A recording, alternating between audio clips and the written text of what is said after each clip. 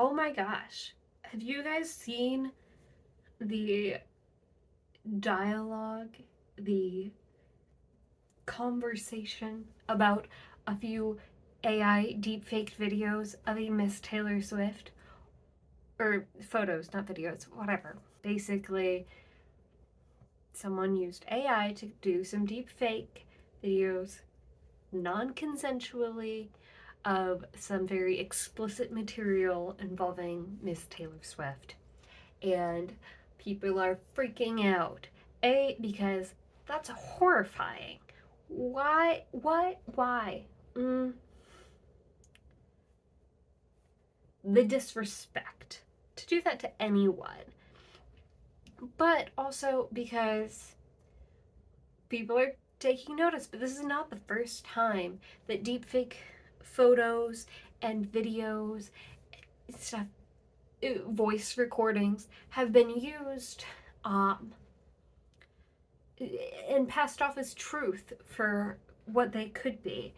Uh, there are people who will take someone's voice recording and alter it to have a conversation with a loved one of that person and then convince the loved one that the original recorded person is in trouble and needs you to send them gift cards in order for them to get out of jail or something. If anybody is trying to tell you that they need gift cards for a legal purpose, they're wrong. They are lying to you. Don't trust them. Anyway, that's not what this video is about. In May of last year, there was a deepfake photo of the Pentagon exploding or on fire, being attacked, and that got passed around as truth. There was a deepfake photo of former President Trump being arrested. And sometimes I would say that these photos are made with good intentions, where there was an event that happened that there wasn't somebody to take a photo of, and so you ask AI, hey, what would this have looked like? And it's the same as if you were having a sketch artist recreate an image for you. You can ask DALL-E, give them the details of what the person looks like. I don't know that the DALL-E AI, that's an AI image generator from OpenAI ChatGPT creators. I don't know that it would be very good because so far, when I've had DALL-E create images with humans in them, it's been a little bit not lifelike. So, but obviously, based off of the Donald Trump and Taylor Swift deepfake photos, it's possible. But one of the things that everybody's getting mad at is not just the disrespect that this is happening and that these pictures are being portrayed as truth.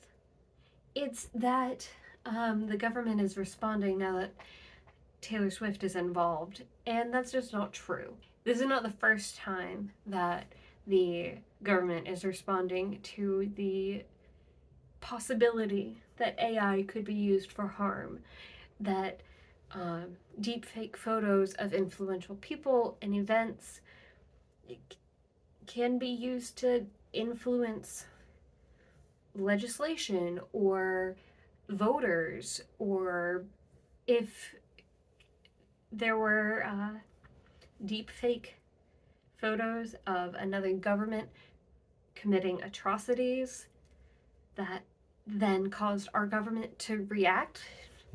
Hopefully they're not reacting just off of some photos online. But like, people are influenced by these images, and because we're used to being able to trust what we see. Anyway, there's also, there's so much. So today, though, I want to focus on two pieces of government action when it comes to wanting to regulate the use of AI and how it happens. I don't know I don't know all of the details. I'm going to talk about these two items.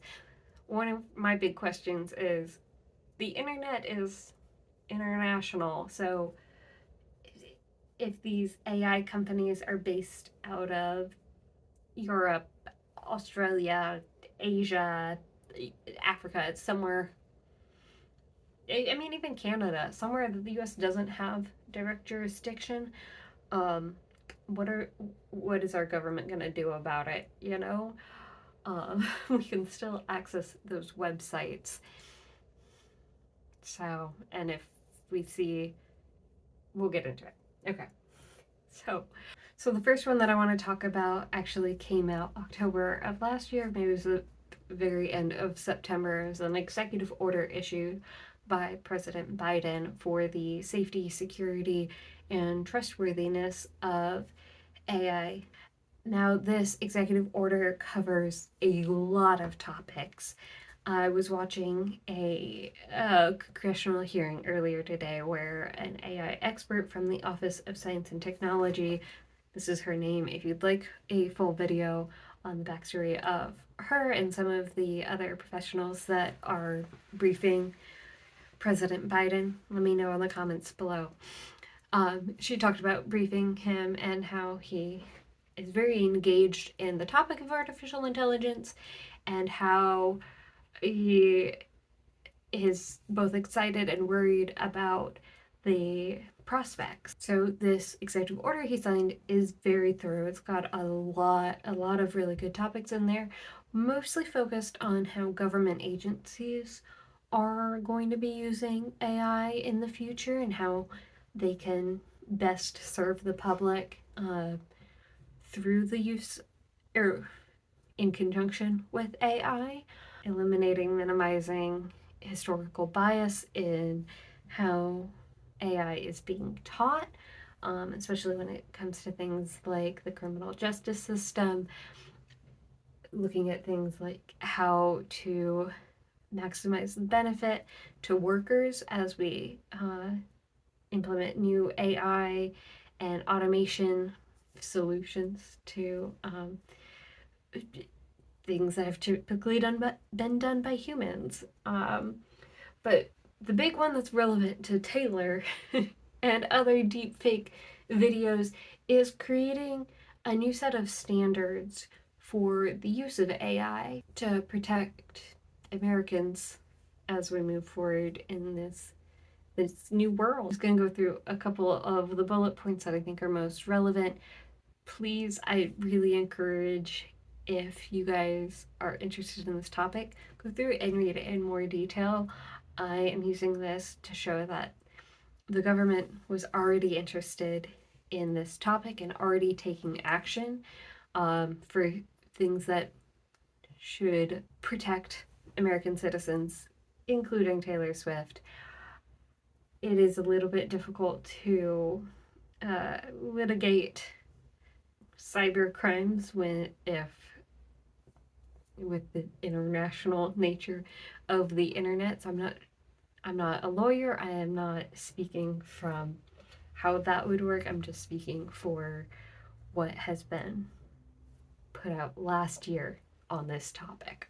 So develop standards, tools, and tests to help ensure AI systems are safe, secure, and trustworthy. Protect against risk of using AI to engineer dangerous biological materials. I believe that one really goes beyond biological materials, and how can we protect the citizens from others who might want to 3D print weapons that they shouldn't have access to, or finding nuclear material. Protect Americans from AI-enabled fraud and deception. Fraud and deception. That sounds like deepfake photos. Someone. Establishing standards and best practices for detecting AI-generated content and authenticating official content.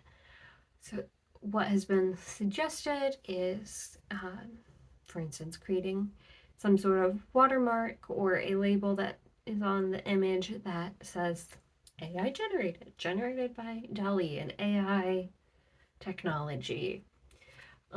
What does that look like? Right now, we don't have that entirely figured out yet. It says by establishing standards. So it's in the executive order.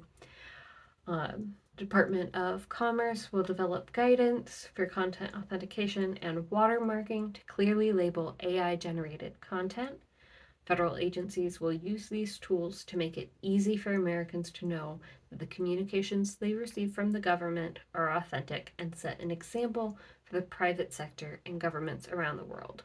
So, what that says to me is these standards might only be enforced on government agencies, but would hopefully then go to others. And I think that might be, at least in part, due to the limitations of what an executive order can do. Establish an advanced cybersecurity program to develop AI tools to find and fix vulnerabilities in critical software, and to order the development of national security memo that directs further actions on AI and security. And this is looking at specifically the military and intelligence agencies.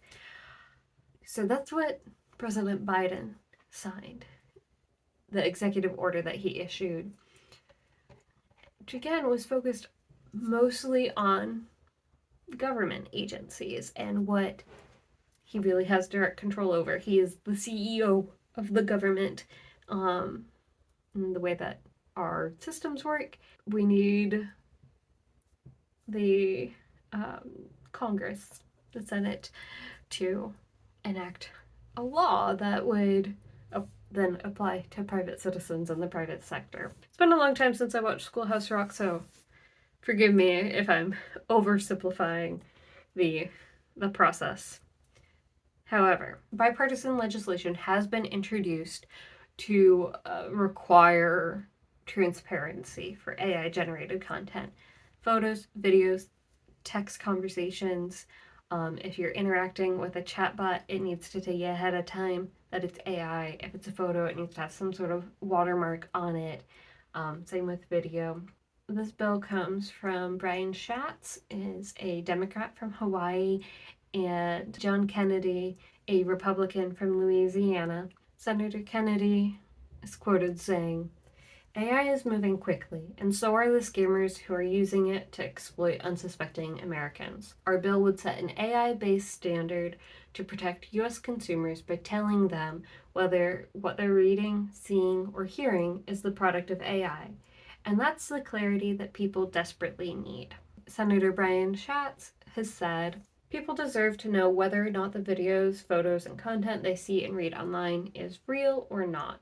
Our bill is simple. If any content is made by artificial intelligence, it should be labeled so that people are aware and aren't fooled or scammed." So their bill has three main parts. So one, it would require that the developers of generative AI systems have a clear and conspicuous label on any AI-generated content or chatbots. Two, it would make developers and third-party licensees take reasonable steps to prevent publication without disclosures that this content was created by AI. Three, establish a working group to develop non-binding technical standards so that social media platforms can automatically identify AI-generated content. The AI Labeling Act is supported by a large number of creative professional groups from SAG-AFTRA, International Alliance of Theatrical Stage Employees, the Writers Guild of America, the Authors Guild, but also some more consumer business-focused groups like the National Consumers League, Common Sense Media Publication, the Consumer Federation of America. Did I already say that? No.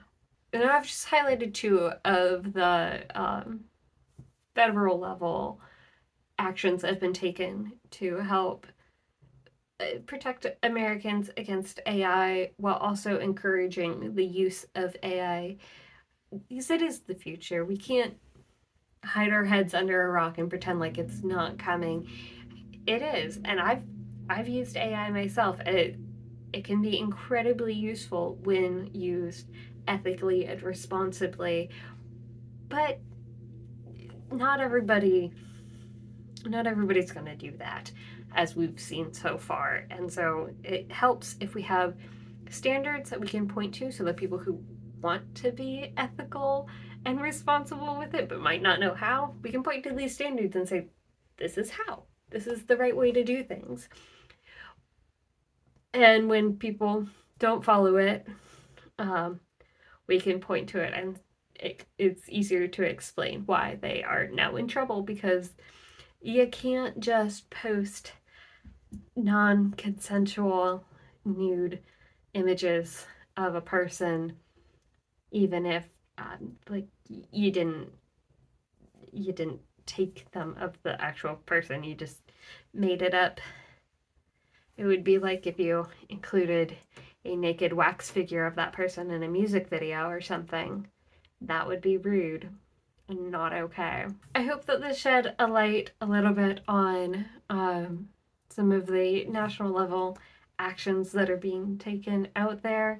There are other bills, other legislation that's being proposed. There's a bill from Senator Amy Klobuchar, the Democrat from Minnesota, which is centered on the deceptive use of AI, specifically in elections. Richard Blumenthal, a Democrat from Connecticut, proposed a framework to create a government body tasked with signing off on licenses to developers of high-risk AI systems. If you'd like to hear more about AI and what's going on in the world of AI, stay tuned. I've got some more videos planned already, but with this being so important right now, I thought I needed to cover this one first. If there's anything that you'd like to learn about when it comes to AI, I am learning too, but this sort of thing,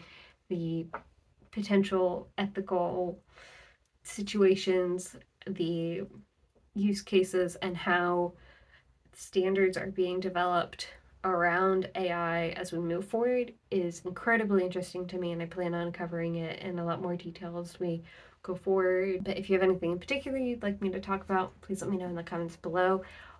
How do you feel about deepfake photos being out there that involve real people and real events? It makes me feel really icky, but I'm curious if that is the general consensus, or if you just think it's part of life. Somebody could paint a picture of you doing whatever they wanted to, you know? I mean, nobody's gonna confuse a painting for real life, right? I don't know. All right.